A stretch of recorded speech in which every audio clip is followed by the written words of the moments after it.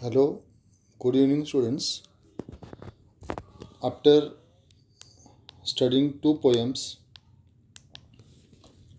Stopping by the Woods on a Snowy Evening by Robert Frost and Epitaph by Davis, we are going to see a very ironical story, Lost Forest by Johansen V. Jensen.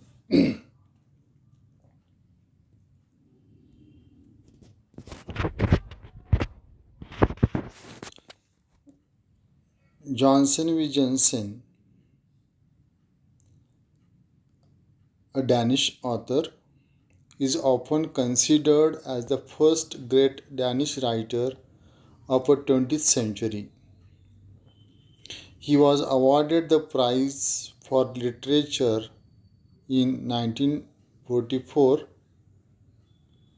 Jensen, born of a peasant stock, went to Copenhagen to study medicine but turned to writing. Though some of his best poetry and his early novels were set in foreign lands, a three-volume collection of short stories, which includes Lost Forest, indicates that he returned for inspiration of his own people and his own land. He handled the literary forms like poetry, plays, short stories, and wrote essays chiefly on anthropology and philosophy of evolution. He died on 25th November 50. Johannes Vigensen, a Danish author. What is the Danish author? He is from Denmark. How we say Maharashtra author, we say Marathi author. Like Danish is a language. So, Danish author is often considered as the first great Danish writer of the 20th century. He was the first writer of the Danish language. He was awarded the Nobel Prize in Literature in 1944. He is a Nobel laureate.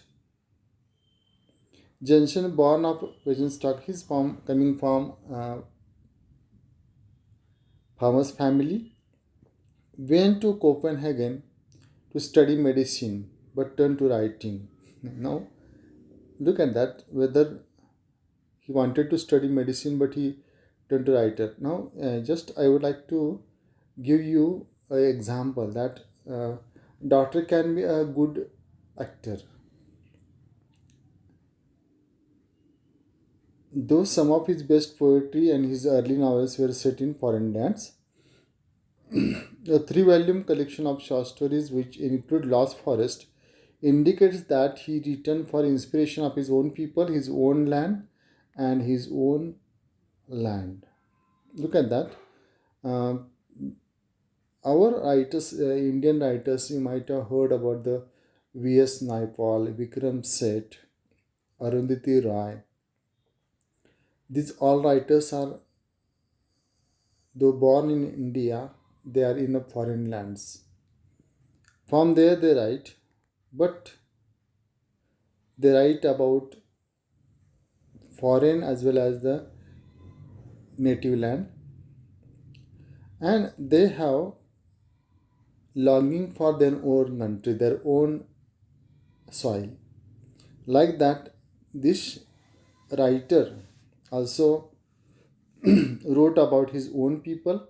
He came back to his own land. Okay, he handled the literary forms like poetry, plays, short stories, and wrote essays chiefly on anthropology and philosophy of evolution. Friends, anthropology that studies the human beings, he has interest in that. Also, he philosophy of the evolution.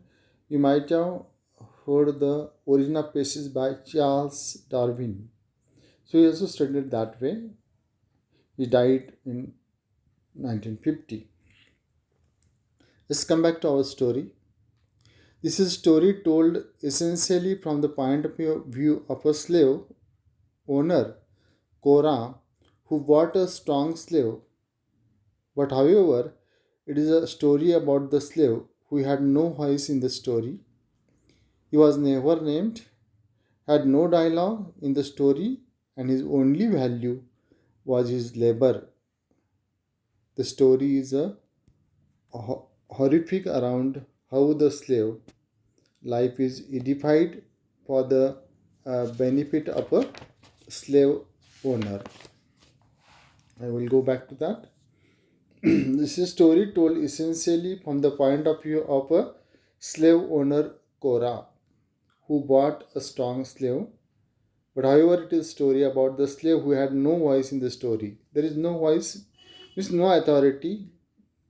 Slaves are always, they are colonized, they are under the pressure.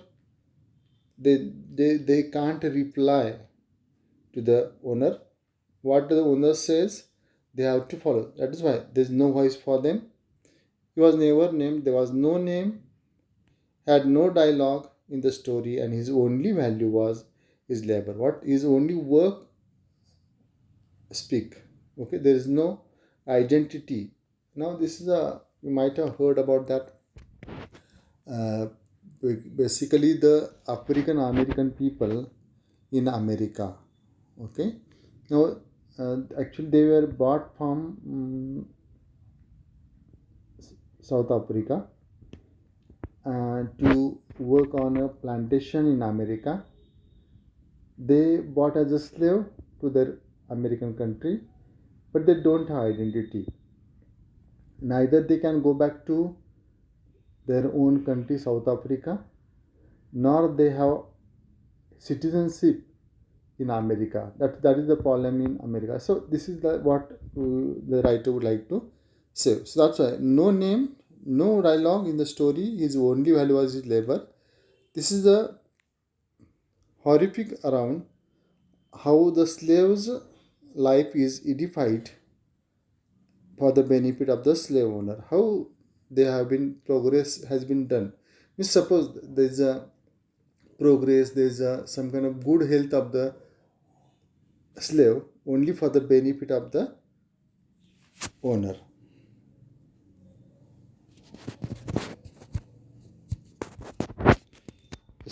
Let's go ahead.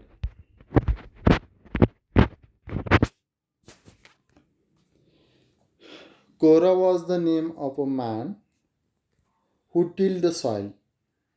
When he had saved money, he went to town to buy a slave. The dealer showed him several slaves, but Korah was not satisfied. So Korah, who is the landowner, who had a name, he saved the money. He went to town to buy a slave. Means he is a landowner and he bought a slave. The dealer showed him several slaves but was not satisfied. Friend, we are talking about human being who is as a slave. Now in your area, in basically in Murgud, there is a market for animals, bullocks, buffaloes, and there was a dealer to sell the buffaloes, bullocks. Like that, there was a market of slaves, human beings. Basically, they are black people who, and for example, I take Korah as a white man who brought a black man as a slave. Though there was it not mentioned, I just would like to tell you that. Okay, but Korah was not satisfied. I suppose you want me to drag them all out here? The dealer grumbled. It was noon and the slaves were all asleep. Now the Korah was in the market and just wanted in search of a good slave because he would like to give some good price for a good slave, strong slave. So he just went to the dealer, and dealer is not happy because Korah wanted more slaves to see. Then he say, I can always go elsewhere. Korah said simply. Korah said, okay, dealer, if you don't want to see, show me good slaves, I will go to the another way. Well, the dealer pulled the chain. The slaves, okay, piled out sleepily. Korah looked at them all, examining each one very carefully. Now, the dealer pulled the chain. Now they all the slaves were in a chain. Just bring before the slave with chain. Okay. So just he brought all the slaves outside the, okay. Then feel this one. He is a fine husky fellow, said the dealer, and pushed one of the slaves forward. What do you think of him? Hasn't he a powerful chest? Strike it and see. And look here at his wrist. The tendons are like the strings of a violin. Open your mouth. Look at that. Feel this one. He says that, look at this slave. He is a fine husky fellow, well-built fellow. Husky means well-built fellow. Is very fine, said the dealer, and pushed one of the slaves forward. He just pushed one of the slaves forward. What do you think of them? Hasn't he a powerful chest? Look at that. He's just putting his hand on his chest. Strike and see. Look that how on the bullock carts on the, okay, back of the bullock cart, the purchaser, what he does, put some pressure or like that. He also putting some strikes on the chest. Look here at his wrist.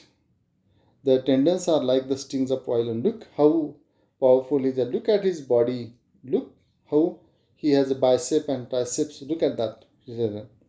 Open your mouth. The dealer said.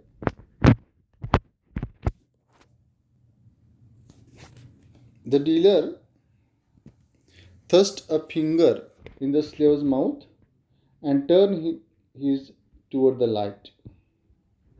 Now you will see some teeth. He boasted. He drew the back of the knife across the slave's teeth. Look, those teeth are like steel. They can bite a nail in two. No, this is the another. It's a strategy of selling the slave. The dealer touched the finger in the slave's mouth and turned his toward the light. Now, like that, when you want to purchase a bullock, what you do? Just you wanted to see the how many teeth the bullock has. Either he is mature or immature, like that. Now he is also looking at the slave. Now you will see some teeth. He boasted. He drew back up the knives across the slave's teeth. Look, these are the teeth like steel. They can bite a nail in two. Now look at that. How powerful he is a man. He is a slave. Korah bethought himself a while. He ran his hand over the slave, pressing the smooth muscles with the tip of his fingers to see if they were firm. Finally, he made up his mind to buy him, paid the price with a scowl, and had the slave unmanacled and took him home. Now, Korah become confirmed that, yeah, this is the very right slave. He ran over his hand on the slave, uprising, pressing the smooth muscles with tip of his fingers to see if they were firm. Means he just wanted to select the proper slave for his farm. Finally made up his mind to buy. He taken decision to buy the slave, paid the price with scowl, had the slave unmanacled and took him home. He just brought the slave and went back to home. Before many days has passed, the slave fell sick and began to pine away. Now that he was no longer in the market but had settled down permanently, he began long for the forest whence he had come. It was an excellent sign. Korah knew the symptoms. One day he sat down beside the slave, who was lying flat on his back with interest in life, and began to talk thoughtfully to him. Now we are going to see the condition of the slave and the relationship of slave owner to the slave. Before many days had passed, now so many days have passed. The slave fell sick and began to pine away. Now he became sick and he just pined away, longing for something. Pining means longing for something. Now, or thinking for something.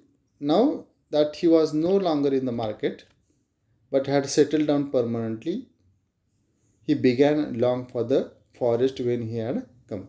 The one thing is that there is a one remark. He was not no longer in the market. Now see, like a bullock, we one of the purchaser, okay, bought bullock, keeps him years to years, again go to the market and sell with a high price. Like that, this is not happening with the this particular slave. He was no longer in the market means he has settled down properly, permanently.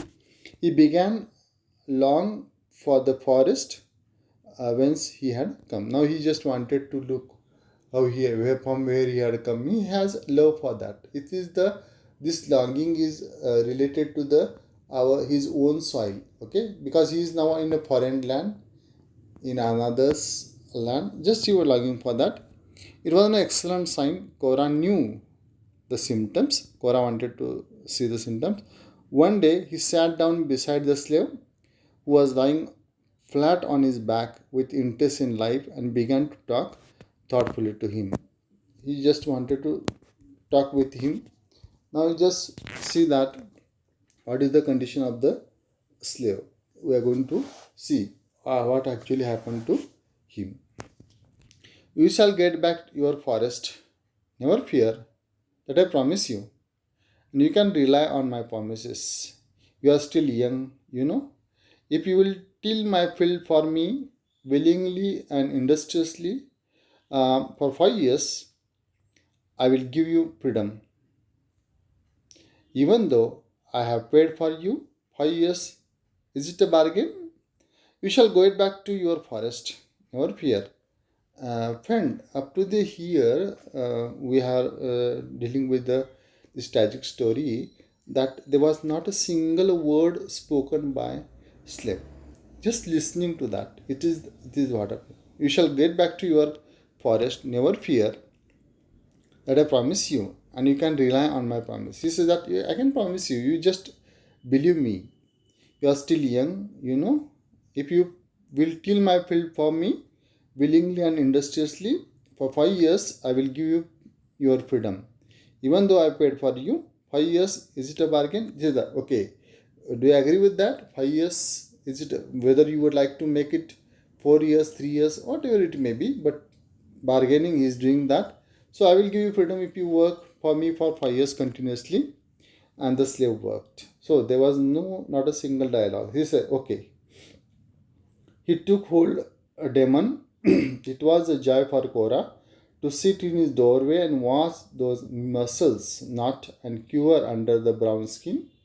And Korah did this for many hours a day, and for there was nothing he would rather do. He began to realize that the body is a beautiful thing and a delight to the eye. Now, this is the what Korah, as a landowner, he never works hard, but the slave is working hard, and due to the hard working hard, the body of the slave become very strong, and he has attraction for that body. Now, see what happens.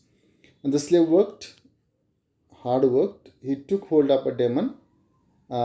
It was a joy for Korah to sit in his doorway and watch those muscles not cure under the brown skin.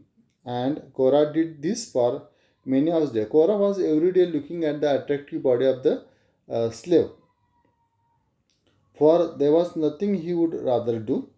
He began to realize the body's beautiful thing and delight to the eye. Now, Korah, as not working hard, he has a body but not attractive compared to the slave, because slave has a very attractive body because he was doing very hard work. As a part of that, as a okay, we can say that success of that, or the result of that, he has a very strong body. But Kora was doing nothing, so he doesn't have that much body. So that's why he said that the beautiful thing is the delight body. 5 years the slave figured as many solstices as he had, okay, fingers. The sun had to turn times, turn 10 times. Every evening he watched the sun go down and nulls. When sun had turned the first time, he counted on the thumb of his right hand. After the passage of another solstice, and it seemed an eternity, the index finger was free. These two fingers he loved above the others, which still served to mark his bondage. Now see, 5 years the slave figured as many solstices as he had fingers. Now, solstice is a kind of, two summer and winter of the year, and you know that the longest day, okay, of the year. That's why it is said the two solstices. The sun had to turn 10 times. Every evening he watched the sun go down. Now this is the everyday duty that he is just, counting the days, because after 5 years he is going to have the freedom. That's why he's counting the rate. When the sun turned the first time, he counted on the thumb of his right hand. Um, so he's just going on the small hill and watching the sun setting and sun rising. After the passage of another, okay, solstice, it seemed an eternity, and the index finger was free. So the first finger was free. He just is counting like his fingers. These two fingers he loved above the others and still serve the to mark his bondage. He said that definitely after finishing these years, I am going to be free from this bondage. Let's go ahead.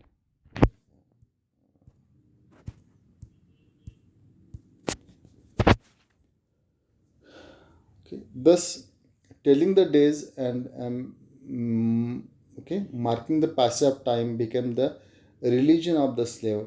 His inner wealth, his spiritual treasure, which could take him or dispute with him. Now, thus telling the days and marking the passage of time became the religion of the slave. Now, every day he's just counting the days. So, because the days are coming now, when, for example, suppose one of the child is living in a hostel, okay, or and he wanted for the Sunday to come back to home. It's a nostalgia, it is said that. And that time he is also counting. So days, he is also counting the days of 5 years. His inner wealth, his spiritual treasure, which could take him from him or dispute with him. No, he just wanted to see that how he is longing for his own freedom. As the time passed, his calculation expanded, became the broader and deeper. The years drove by as great boundless abstractions which he could not grasp, but with every new sunset glow, the slave recreated his hope and reconsecrated his faith. Time, which was, okay, evanescent in the present, appeared interminable once it was in the past, and the future seemed infinitely distant. Now, see, as the time passed, his calculation expanded. Now, the other days have been gone. He just wanted to, getting calculations, the dear, okay, closer and closer. He became broader and deeper. The years drove by as great boundless abstractions which he could not grasp. Now, as the years drove by, other years have been gone back as a great boundless abstractions which could not grasp, but with every new sunset glow, the slave recreated his hope and reconsecrated his faith. Now, every day, now he has a faith because he is longing for that freedom. Okay, going back to his own place. He's longing for that. That's why as the days passed, you know he is actually as the days pass, he is getting old.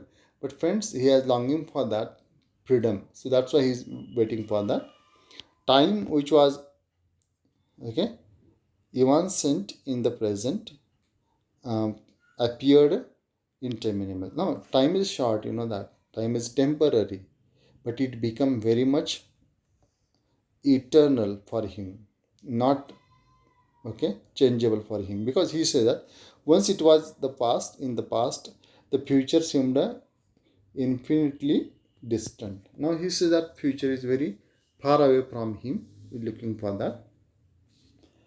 In such wise the slave's spirit was deepened, and his longing brought infinity in his time, into time.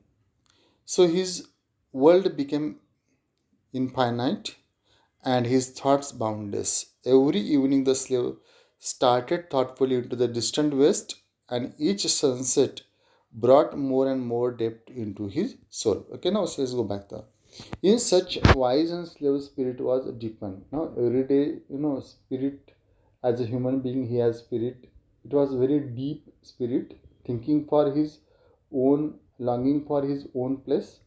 As his longing brought infinity into time, to his world became infinite and his thoughts boundless. Now there's so many things he wanted to do in his, because now he is under pressure, because he is a colonized, he is exploited. Though he worked hard, he wanted to go back to his home, so he become one with that passage of time. Okay, his thought become boundless.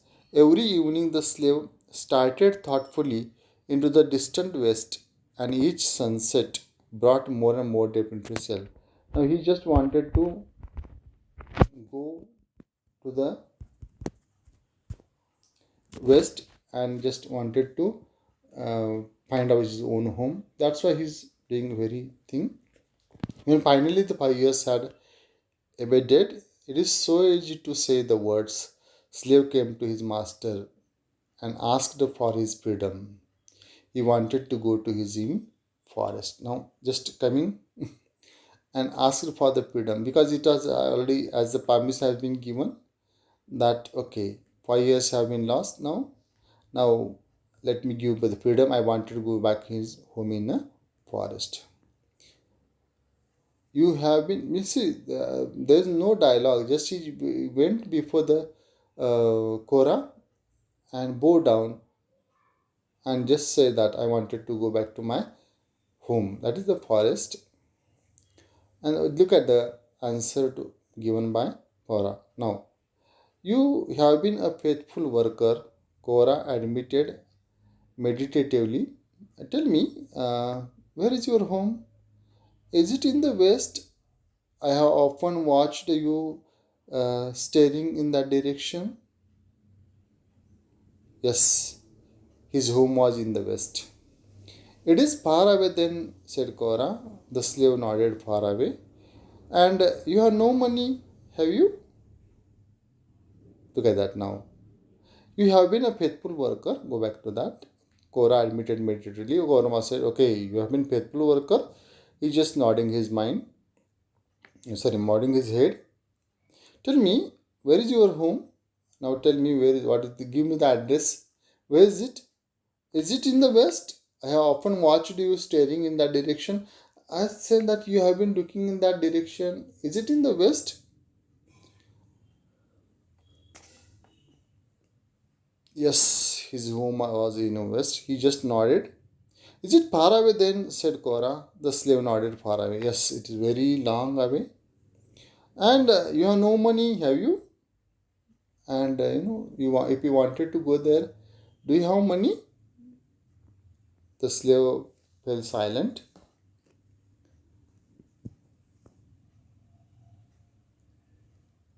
Dismay. No, that was right. He had no money. He had no money. So the question comes, how he can go, okay, to his home. Look, you can get nowhere without money. If you work for me for 3 more years, no, let it be two. I will give you enough money for your, okay, for yours. Now, parents, look at that. Cora already, promised him that after 5 years I will give you freedom. But that time he didn't say that he will pay for that, because he had paid money and brought him home. So in the same manner, what he is saying, look at that. Look, you can get nowhere without money. If you work for me for more 3 years, no, let it be two. I will give you enough money for your. Okay, I will give you enough money. Please tell me how many years you are going to be there. The slave showed his head, bowed his head, and went to the harness again. He worked well, but no longer did he keep track of the passing days as formerly. On the contrary, he gave way to the daydreaming, and Cora heard him well and babble in his sleep. After a time, he said again. Now, see, friends, that now the because the longing for the freedom now has been, again has been expanded, postponed for 2 years, 3 years. So Cora become very the slave, disabled person. He duped the slave by telling that you don't know money. Again, you just work for me 2 3 years. So that was a very long period for the slave. But slave couldn't do anything. He just bowed his head and started working. He worked well, uh, okay, but no longer did he keep track of passing the days as formally, because when the for the sake of freedom he every day counting the days and like that. But now he is not doing that.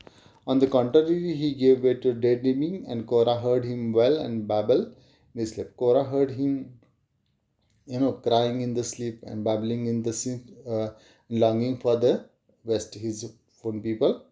After a time, he fell sick again. Again, he fell sick. Then Cora sat down beside him and talked to him long and earnestly. Again, he talking earnestly. His speech sounded prudent, full of wisdom, as if grounded in honest experience. Now look at that. Dora sat down beside him, like before asking for him the 5 years. Cora again sat down. Same manner, he again sat down long and earnestly. His speech sounded prudent, full of wisdom, as if grounded on honest experience. Now, this time, we have to believe that whatever he is talking is in his own experience. He's a talented person, like that. No, I'm an old man, he said. In my youth, I too longed for the West. The great forest beckoned me, but I never had money enough for the journey. I shall never go there now, never until my spirit goes there when I die. You are young and able, and you work hard. And you any stronger or abler than I was in my youth? Think about all this and hearken to the advice of an old man, and see to it that you get well again. I'm an old man now. No, when the slave become ill, he just said, I'm an old man now. Okay, he said, in my youth I too longed for the West, and the great forest beckoned me. The great forest now attracted me to go back. Okay, tempted me to go back to that, but I never had money enough for the journey. I couldn't go because I didn't have money. I shall never go there now because now I am old. Never until my spirit goes there when I die. Now my only spirit can visit the forest because I couldn't do anything. You are young and able, and you work hard. But are you any stronger or abler than I was in me? Are you really strong and able, my youth, when I was young and strong? Think about all this and hearken to the advice of old man. Now he just said that I'm old man now. I'm giving advice to you. Please listen to that and see to it that you get well again. You just go get well, so I can okay uh, give you the proper point of view. Now just but the slave mended slowly, and when it took hold again, It was not with the old enthusiasm. He gave way easily now. His ambition was gone, and he liked to lie down and sleep between jobs. Then one day Cora whipped him. It did him good, and he wept. So the 2 years slipped by. Now, friends, see that. But the slave mended slowly. He was not interested, because he thought that the slave thought that the owner was, deceiving him. That's why he very slowly moved. When he took hold again, it was not with the old enthusiasm. It was not the previous 5 years enthusiasm. He was, every day going and looking at the sunset and sun rising and counting. Now this is not happening with now him. He gave way easily now. His ambition was gone, and he liked to lie down between the sleep. No, he just wanted to sleep and, passing the time. Then one day Cora whipped him. It did good him, and he wept. Cora was, not because not working and now became lazy. So Cora take a whip and just, beat him, and he was crying for that. So the 2 years, now 2 years have been done, and Cora really gave the slave his freedom. He went forth into the west, but months later he came back in a miserable plight. He not been able to find his forest. It might be that your forest lie in that direction. Now, you said that Korah was looking always looking into the west. So then really Korah, sorry, the slave was looking in the west. Same manner, uh, though Korah gave money to him, uh, and he also freedom. He went forth into the west, but month later he came back in a miserable plight. He just went and but came back, returned. He had not been able to find his forest. It might be that your forest lie in that direction. So he from west he returned back uselessly. He became helpless because there was no response from that Western ideology people for him. Do you see? Said Cora. Didn't I warn you? But no one shall say that I am not good to you. Try again, and this time go eastward. It might be that your forest lie in that direction. So, okay, west there was no problem. So there was problem. So just go to the east and see that if the your people were there, so whatever it may be. Okay, then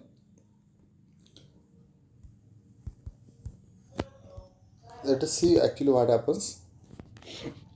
Once more the slave set forth, this time with his face toward the rising sun, eastern side, and finally, after long wanderings, he came to his own forest. But he knew them not, worn out and defeated. He turned his face to the west, came back to his master, and told him thought he had found woods, great woods and small. They were not his own forest. Once more the slave set forth. Again he started his journey towards the east because west was totally failure for him. He just started journey to the east, this time with his face toward the rising sun. And finally, after long wanderings, he came to his own forest. He found his own forest because west was failure. So in the east, he became successful in finding the his own forest. But he knew them not. But the people were, not because actually it is the tragedy of the black people or slave people. Now they totally villages and villages have been become in the forest become empty because all the people have been taken by the dealer. That's why. Okay, worn out and defeated, he turned his face to the west and came back to his master. Again he came back to master and told him he had found woods, great woods and small. They were not his own forest. He said that they was not his own forest. So, okay. Cora kept. Stay with me, he then said warmly. While I am alive, you shall never lack for a home in this earth.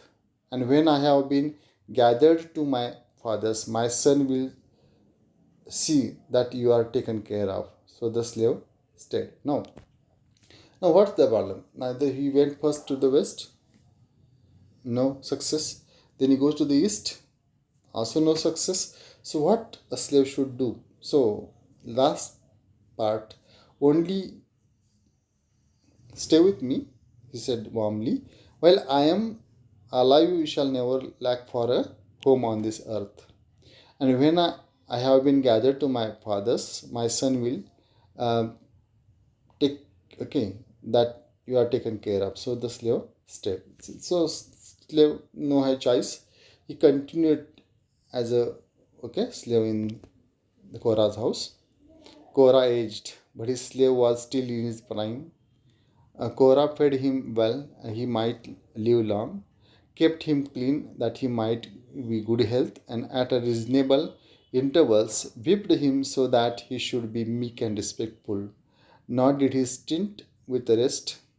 Every Sunday the slave was free to sit on the top of the knoll and stare out into the west. Now this now become routine for the slave, because it is now permanent.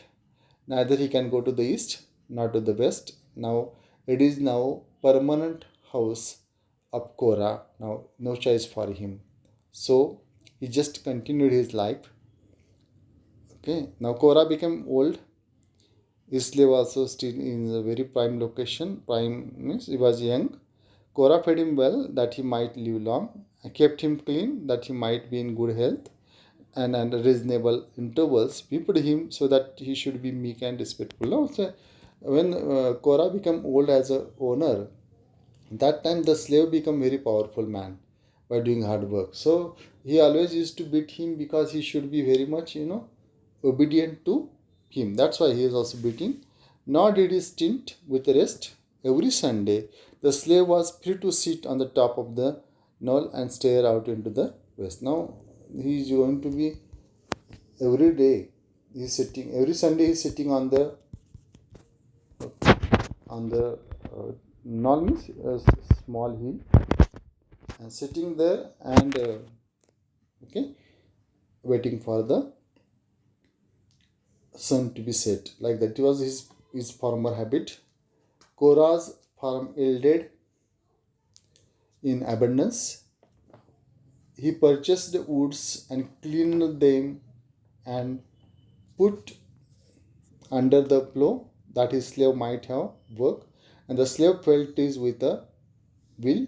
Korah was wealthy now. One day he brought home a female slave. Look at now. Korah's farm yielded in abundance. Now he has a lot of production. So as a part of that, money also has no problem for money. He purchased the woods and cleaned them all and put under the plow that his slave might have work. And the slave felled the trees with a will. Korah was wealthy now. One day he brought home a female slave. Now Korah bought a female slave with that was the, okay. Now it is the routine for Korah to bring and take care of the physical appetite as well as sexual appetite of his slave. The years passed, and in Korah's house there grew up six stalwart slave boys. Like their father, they worked diligently. Only when one is working does the time pass, their father told them. And when the time has passed, very we are born into the everlasting forest. Every day he took his son with him up to the knoll where they could was setting sun, and he taught them logging. Now the years happened, days have been passed, and it become habit for them. Now Korah as a slave, okay, married to that female slave and having six children. Like their father, they also working very hard, okay. And one of the, suppose slave boy is making the time pass, that time he says that don't time pass, okay, because he wanted to go back into the everlasting forest. Unlike him, they should become successful and have their own life in that way. Now Korah was old and, okay, depressed. He had indeed always been old, but now there was nothing of him left but age. His son had never been strong, but they had nothing to fear from anyone. For each of the slaves could fell a man with one blow of a club. They were splendid fellows. The flesh was tight on their iron muscles, and their teeth were like a tiger's. But the times were set enough. The slaves swung their axes and felled trees. Okay, Korah was old, undepressed. No, Korah became old man. He had indeed always been old, but now there was nothing left of him. Okay, Korah was longing for his death because now he become older and older. Now he becomes nothing but the age. His son had never been strong. Okay, but they had nothing to fear from anyone, for each of the slaves could fail a man with blow up a club. No, though he is not strong man, he could control the slaves by with his club by his stick. They were splendid fullers. The flesh was tight on their iron muscles, and their teeth were like tigers. Now these are look at that. The slave boys are very strong and eager and active. They could have the tigers. Okay, but the times were safe enough. The slaves swung their axes and felled trees. Now look at this is the story of a slave. No, we will also understand that how the slaves once have been purchased by the owner, they become permanently. There was no freedom from them.